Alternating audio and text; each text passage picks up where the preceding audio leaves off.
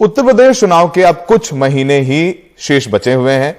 लगातार प्रधानमंत्री मोदी हो, मुख्यमंत्री योगी आदित्यनाथ, सपा प्रमुख अखिलेश यादव, सब उत्तर प्रदेश के सियासी मैदान में कूदे हुए हैं, रैलियां कर रहे हैं। प्रियंका गांधी भी लगातार बेहद सक्रिय हैं।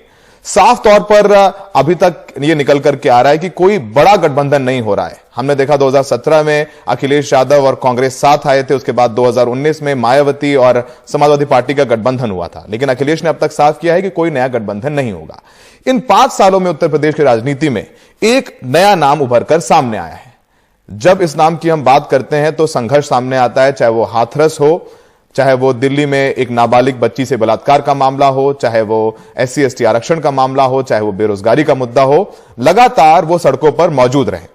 इनका नाम है चंद्रशेखर। चंद्रशेखर भीम आर्मी के प्रमुख हैं और इन्होंने भी फैसला लिया है कि वो उत्तर प्रदेश में इस बार सियासी मैदान में उतरेंगे। उनकी पार्टी चुनाव लड़ेगी। उत्तर प्रदेश की सभी विधानसभा सीटों में चुनाव लड़ने की भी उन्होंने घोषणा की है। चंद्रशेखर, हमसे बात करने के लिए बहुत बहुत शुक्रिया।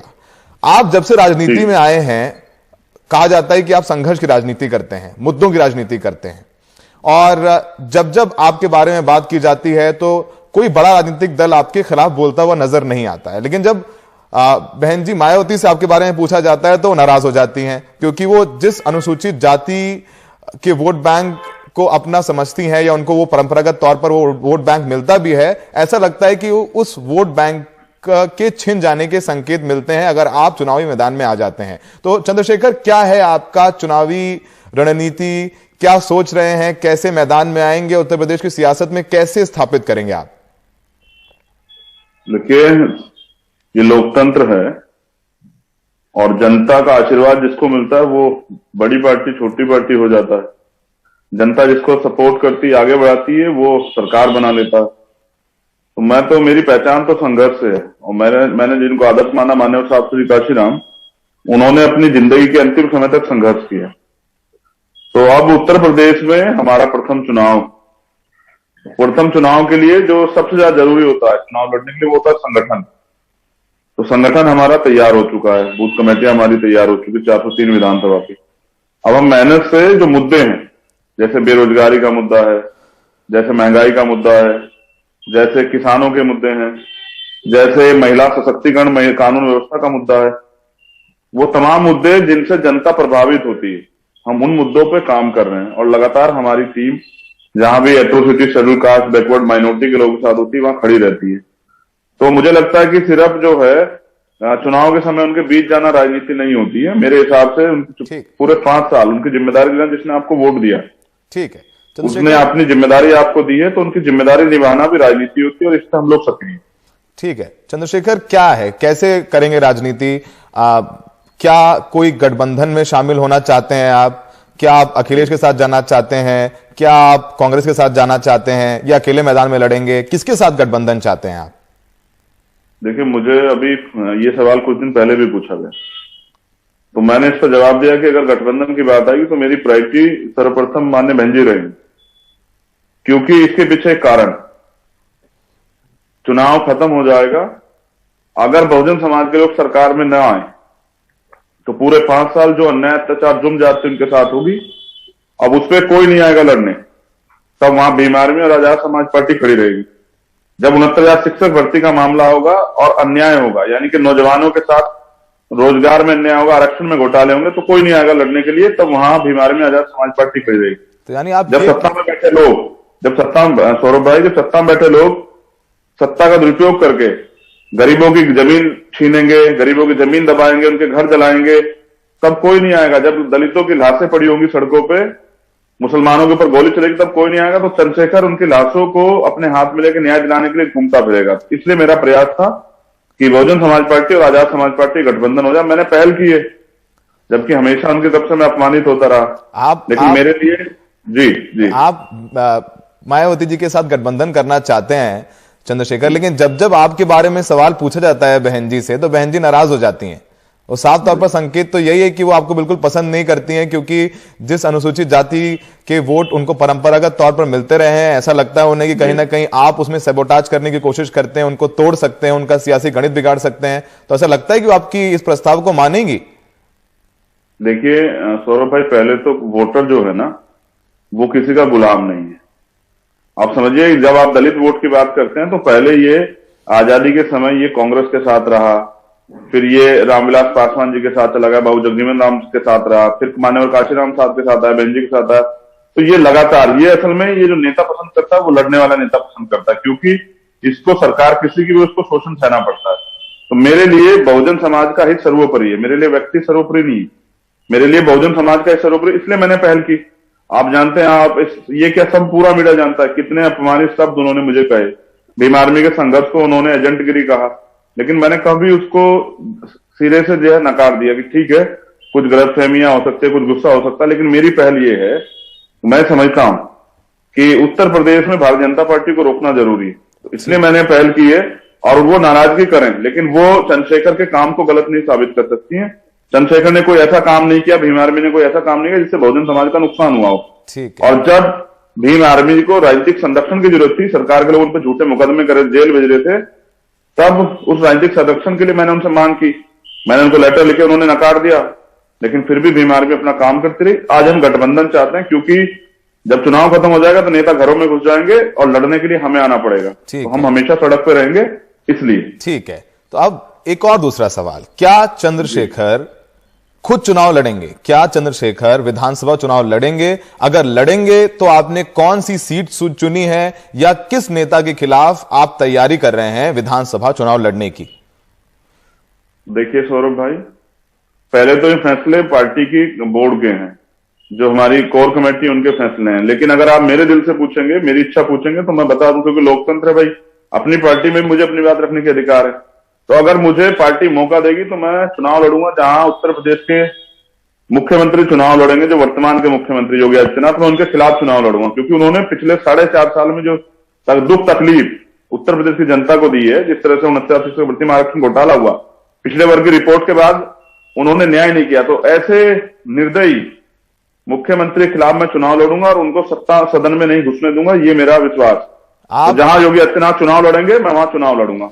तो ये एक बड़ी घोषणा कर रहे हैं आप एनडीटीवी पर, एक बड़ी घोषणा कर रहे हैं एनडीटीवी पर आप कि योगी आदित्यनाथ के खिलाफ चंद्रशेखर चुनाव लड़ेंगे।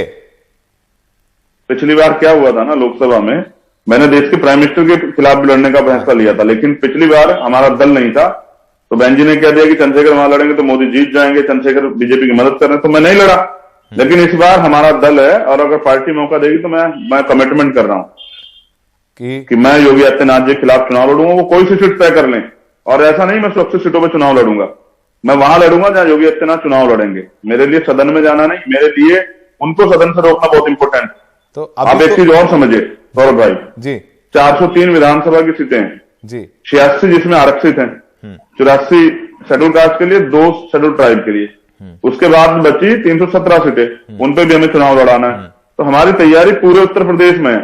उन सीटों पे जैसे हम अभी सामान्य जाति के लोगों को नहीं लड़ा रहे हैं, तो उन सीटों पे हम दलित नौजवानों को, जो रिजर्व जनरल सीटें हैं, दलित नौजवानों को, मुस्लिम भाइयों को, पिछड़े वर्ग के लोगों को, और जो अन्य ईसाई, सिख, दलित समाज की सभी जातियों को, सब लोगों को हम लड़ाने काम करेंगे 403 विधानसभा पे, अगर पार्टी ने तय किया अकेले जाना। ठीक है, अकेले जाना है। वैसे आप प्रेफर करते हैं कि बसपा से आपका गठबंधन हो जाए। अगर आप लड़ते हैं योगी के खिलाफ चुनाव, तो क्या आप चाहेंगे कि वहां से समाजवादी पार्टी या बीएसपी कोई कैंडिडेट ना दें, ताकि सीधा मुकाबला आपके बीच और योगी जी के बीच हो? क्योंकि अभी तक योगी जी ने भी फैसला नहीं किया कि वो कहां से चुनाव लड़ेंगे, वो चुनाव लड़ेंगे भी या नहीं लड़ेंगे, क्योंकि वो विधान परिषद के सदस्य हैं, एमएलसी बनकर वो मुख्यमंत्री हैं, तो अभी उन्होंने फैसला नहीं किया है। लेकिन अगर आप वो लड़ते हैं और आप चुनावी मैदान में आएंगे, तो क्या आप कुछ अंडरस्टैंडिंग करेंगे अखिलेश यादव से और बहन जी से, ताकि वहां से कोई उम्मीदवार ना दें आपके खिलाफ योगी जी के लिए?